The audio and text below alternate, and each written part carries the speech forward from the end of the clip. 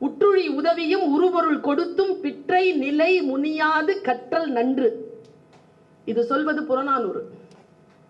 புறநானூறு நமக்கு இப்படி சொல்லி தருகிறது.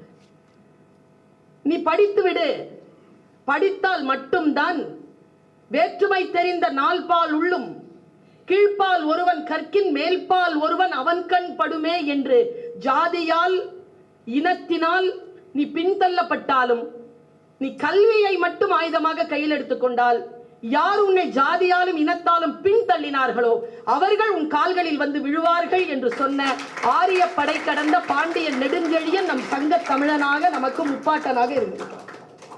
கல்வியை மட்டும் கையில் பிடித்துக் கொள்வது, அந்த கல்வியை வைத்துக்கொண்டு நம்ம என்ன மாதிரியான ஒரு சில விஷயங்களை லீடர்ஷிப் அப்படின்னு நான் ஒரு வார்த்தையை சொன்னேன்.